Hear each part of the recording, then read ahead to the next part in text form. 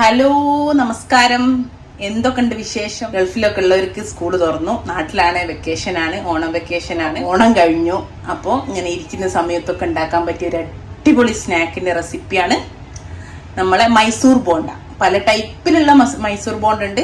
അപ്പോൾ ഫേമസ് ആയിട്ടുള്ള മൈസൂർ ബോണ്ട സിമ്പിളായിട്ട് എങ്ങനെ ഉണ്ടാക്കാൻ നോക്കാം. ആദ്യം തന്നെ നമുക്കൊരു മാവ് ഉണ്ടാക്കണം. അതിന് വേണ്ടിയിട്ട് ഇതാ 1 കപ്പ് തൈരാണ്, പുളിയില്ലാത്ത തൈര്. ഇനി നമുക്ക് ഈ തൈരിലേക്ക് 1 ടീസ്പൂണ് ബേക്കിംഗ് സോഡ ഇട്ട് കൊടുക്കാം. അതേപോലെ ഇതാ 1/4 ടീസ്പൂണ് ഉപ്പും ചേർത്തി കൊടുത്ത് ഇത് നന്നായിട്ട് ഒന്ന് യോജിപ്പിക്കും. നമ്മളെ തൈരും ഉപ്പും ബേക്കിംഗ് സോഡ എന്നിട്ട് ഒരു 5 മിനിറ്റ് നമുക്ക് ഇതൊന്ന് റെസ്റ്റ് ചെയ്യാൻ നിൽക്കാം. നല്ല പതഞ്ഞ് വരും. അപ്പം തന്നെ മാറിയുണ്ടേ. സോഡയും തൈരും കൂടെ, സോഡാപ്പൊടിയും തൈരും ചേർക്കുമ്പോൾ തന്നെ മനസ്സിലാവുണ്ടോ? കണ്ടോ, പതഞ്ഞ് വന്ന് ഞാനൊന്ന് വിസ്ക് ചെയ്ത സമയത്ത് നന്നായിട്ട് പതഞ്ഞിട്ട് ഒരു 2-3 മിനിറ്റ് നമുക്ക് റെസ്റ്റ് ചെയ്യാൻ വെക്കാം.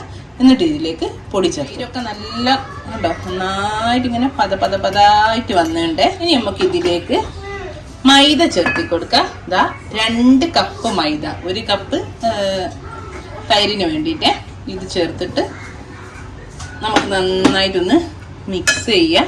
മിക്സ് ചെയ്തിട്ട് നമുക്ക് ഈ ലുക്കീമത്തില്ലേ നമ്മൾ അറബിക് സ്വീറ്റ്സ്, അതിൻ്റെ ഒക്കെ ഒരു കൺസിസ്റ്റൻസിയാണ് വേണ്ടത്.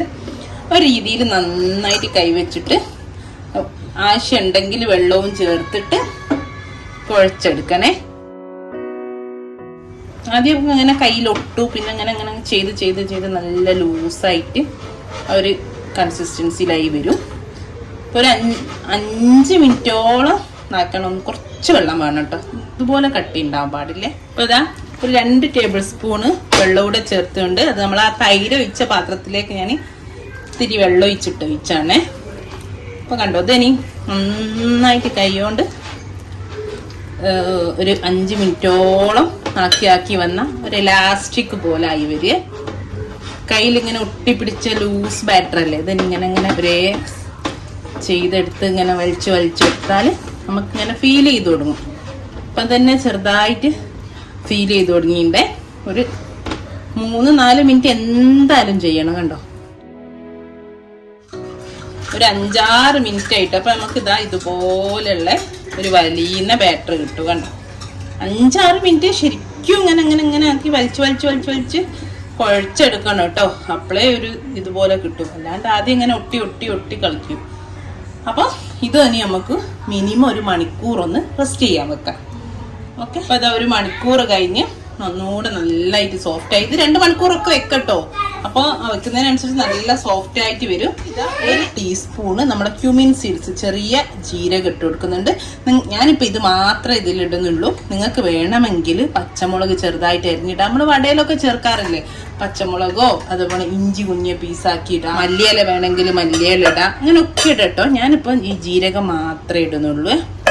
പിന്നെ നമ്മൾ എന്തായാലും ഇത് കണ്ടോ, ഇപ്പം കണ്ടോ നല്ലൊരു വലിയുന്ന പോലെ ആയല്ലോ. കണ്ടോ, ഇതുപോലാകെ അങ്ങനെയൊക്കെ ഞാനൊരു ചട്ടിനി ഉണ്ടാക്കിയിട്ട് കൂടെ കഴിക്കുന്നുണ്ട്. അപ്പം പിന്നെ പ്രത്യേകിച്ച് ഇതിൻ്റെ ഉള്ളിലൊന്നും വേണമെന്നില്ലല്ലോ. നമ്മളൊരു തേങ്ങാ ചട്ടിനി ഉണ്ടാക്കിയിട്ടുണ്ടേ. ഞാൻ ഓയിൽ ചൂടാക്കാൻ വെച്ചിട്ടുണ്ട്. നന്നായിട്ട് ആദ്യം ഒന്ന് ചൂടാകുക, ഓവർ ചൂടാകണ്ട.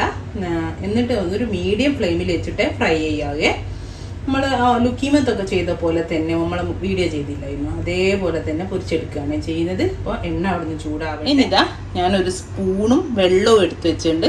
ഇപ്പം ഈ വെള്ളത്തിൽ കൈ കുത്തിയിട്ട് കൈ വെച്ചിട്ട് നിങ്ങൾക്ക് ഇതുപോലെ അപ്പം ഒട്ടി പിടിക്കൂലല്ലോ, ഇങ്ങനെ നുള്ളിയിട്ട് നമുക്ക് ഇങ്ങനെ ഓയിലിലേക്ക് ഇട്ട് കൊടുക്കുക കേട്ടോ. ഇങ്ങനെ ഓരോന്നെടുക്കുക, ഇതുപോലെ ഇടുക, അതിൻ്റെ അടുത്ത വെള്ളത്തിൽ കൈ കുത്തുക. പിന്നെ അടുത്ത ഞാനിപ്പം ചെയ്യുന്നത് നമ്മൾ ചെയ്തില്ലായിരുന്നോ മറ്റേ ലുക്കീമത് ചെയ്ത പോലത്തെ. എണ്ണ ചൂടായില്ലേ, എണ്ണ ചൂടായിക്കോട്ടെ. ഇത് കണ്ടോ, ഇതുപോലെ ഇങ്ങനെ എടുക്കുക. എന്നിട്ട് വെള്ളത്തിൽ സ്പൂണ് കുത്തിയിട്ട് എടുക്കുന്നു. ഇതേപോലെ ഡയറക്റ്റ് ഓയിലിലേക്ക് ഇട്ട് കൊടുക്കുന്നു. അപ്പോൾ ഇതാ നമുക്കിതുപോലെ എടുത്തിട്ട് ഓയിൽ ചൂടായി കിടക്കുന്ന ഓയിലേക്ക് വെള്ളത്തിൽ കുത്തുക, ഇതുപോലെ എടുക്കുക, ഇട്ടു. ഇതാണ് സുഖം, നമ്മളെ കയ്യിലൊന്നും ആവില്ല. മറ്റേ നുള്ളിടുമ്പോൾ കയ്യിലിങ്ങനെ വെള്ളത്തിൽ കണ്ടോ പൊന്തി വരുന്ന കാണിച്ചരെ ഒന്ന് ഇട്ട് കഴിഞ്ഞാൽ അപ്പൊ ഇതാ കണ്ടോ, ഇതിനി ഇങ്ങനെ ഇളക്കിക്കൊണ്ടിരിക്കുക. അപ്പം മാത്രമേ എല്ലാ ഭാഗവും ഒരുപോണാവും. കണ്ടോ പൊന്തി വന്നുണ്ടോ, എല്ലാ ഭാഗവും ഒരുപോണം ആയിട്ട് നല്ല ബ്രൗൺ കളറായിട്ട് വരിക. അത് വരുന്നവരെ ഇതിങ്ങനെ ഇളക്കിക്കൊണ്ടിരിക്കണം. അല്ലെങ്കിൽ എന്താണെന്നറിയോ, ഒരു ഭാഗം ആവൂല, ഒരു ഭാഗം വെള്ള കളറായി ആയിക്കൊണ്ടിരിക്കുന്നുണ്ട്. ഒരു 5-6 മിനിറ്റ് ആയിട്ടോ. ഇപ്പോൾ ചെറിയ തീയിലാണുള്ളത്, മീഡിയം ടു ലോ ഫ്ലെയിമിൽ. കാരണം ഉള്ളു വേവാതെ പുറമ ഇങ്ങനെ പൊന്തിയിട്ട് അങ്ങ് കരിഞ്ഞു പോവേ, പിന്നെ നമുക്ക് ഉള്ളു വേവാത്ത പോലെ ഉണ്ടാവും. അപ്പം അതില്ലാതിരിക്കാൻ ചെറിയ തീയിലിട്ടിട്ട് അങ്ങനെ ഇളക്കി ഇതാ ആയിക്കൊണ്ടിരിക്കുന്നുണ്ട്. നല്ലൊരു കളറാകുന്ന അതുപോലെ ഒരു ഞാൻ 6 മിനിറ്റോളായിട്ടോ. അപ്പം ഇനി ഏകദേശം ആയി ഉണ്ടാവും, ഉള്ളൊക്കെ വെന്തിണ്ടാവും. എന്താ കണ്ടോ ഒരു കളറായത്.